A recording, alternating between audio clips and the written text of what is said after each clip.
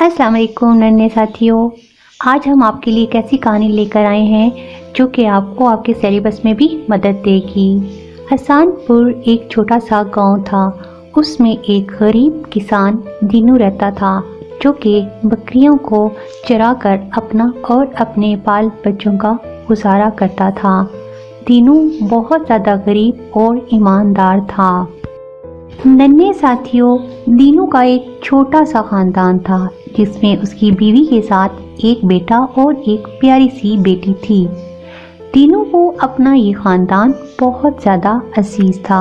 इसके बरअक्स दीनू का जो मालिक था, जो बकरियों का मालिक था, वो बहुत ज़्यादा लालची, घमंडी और गुस्सीला इंसान था।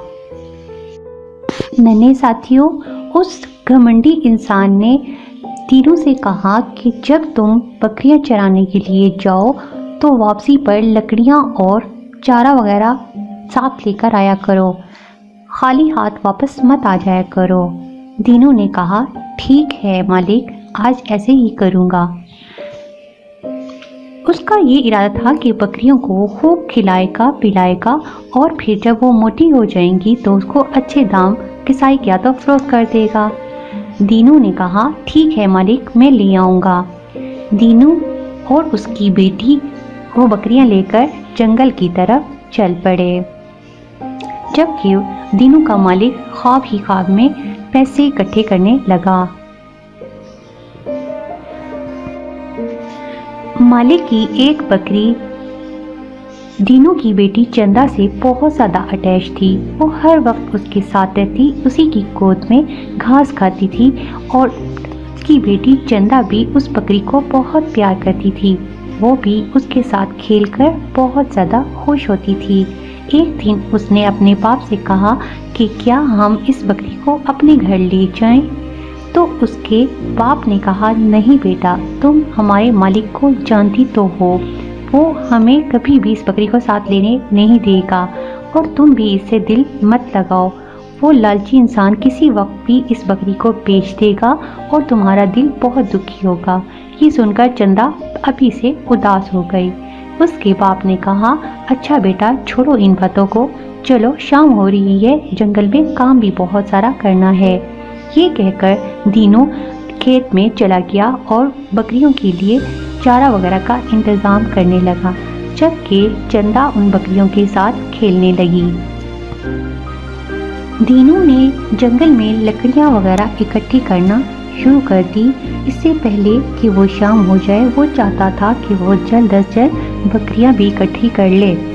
जब वो बकरियाँ वगैरह के लिए चारा का इंतज़ाम कर चुका तो फिर उसने अपनी बेटी को कहा कि तमाम बकरियों को लेकर आ जाओ, मैंने जंगल से तमाम लकड़ियाँ इकट्ठी कर ली हैं और सब्ज़ा भी।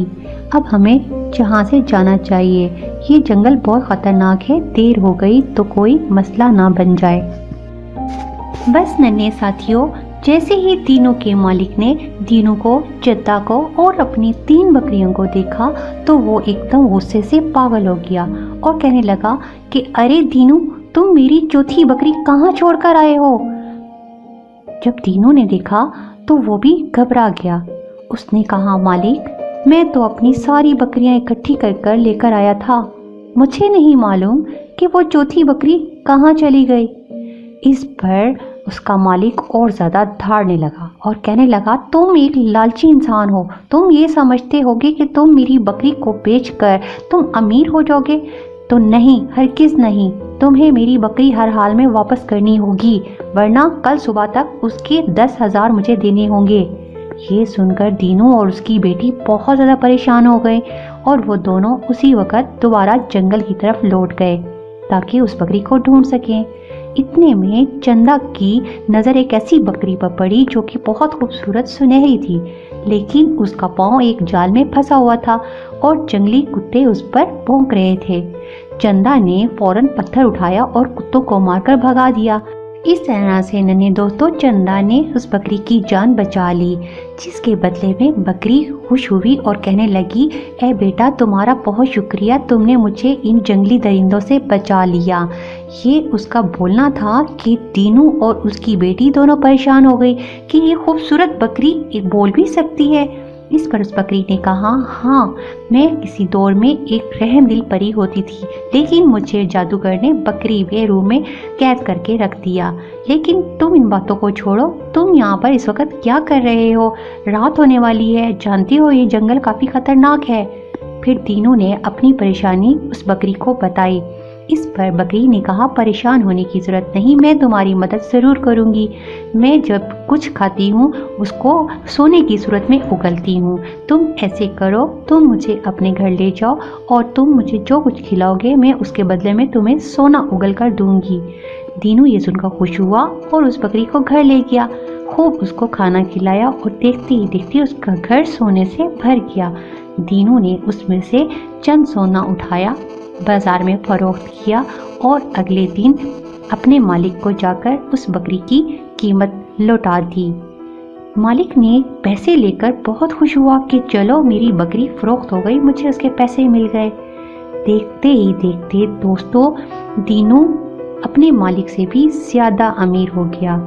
वो रोज़ाना बकरी को घास खिलाता और बकरी उसको बदले में सोना देती। लेकिन दीनू अपने मालिक की तरह लालची नहीं था, जबकि उसके मालिक को अब भी फिक्र हो गई कि आखिर दीनू के पास ऐसी कौन सी जादू की छड़ी आ गई है कि वो मुझसे भी ज़्यादा अमीर हो गया है। बस वो उसी की ताक में लग गया। आखिरकार उसको भी पता चल गया कि उसके पास एक सोना उगलने वाली बकरी है। बस वो लालची इंसान उस बकरी को उसके घर से खोलकर अपने घर ले आया। उसने घर आकर अपनी बीवी को भी ये बात बताई। बस दोनों मियाँ बीवी लालची थे, उन्होंने उसे खूब खिलाया पिलाया और अगले दिन बकरी ने उन्हें खूब सारा सोना दिया। ये देखकर वो खुश नहीं हुए बल्कि उनकी लालच और बढ़ गई। उसकी बीवी कहने लगी, अब हम इसे कब तक खिलाएंगे और फिर सोने का इंतज़ार करेंगे, क्यों ना हम इसका पेट चाक करके एक ही दफ़ा सारा सोना निकाल लें। उसकी घमंडी और बेवकूफ़ शौहर ने कहा, ये बात तो तुमने बहुत पते की है, ठीक है, आज रात तुम इसे खूब खिलाओ पिलाओ, सुबह को हम इसका पेट चाक करके सारा सोना निकाल लेंगे। अगले दिन नन्हे दोस्तों, उस मालिक ने उसके पेट में छुरा घोंप दिया और उसको खूनो खून कर दिया, लेकिन उसके पेट से उसे कुछ भी ना मिला। लेकिन एक उसमें से परी नमूदार हुई जो बाहर निकलते ही हंसने लगी, जबकि वो दोनों हैरान हो गए।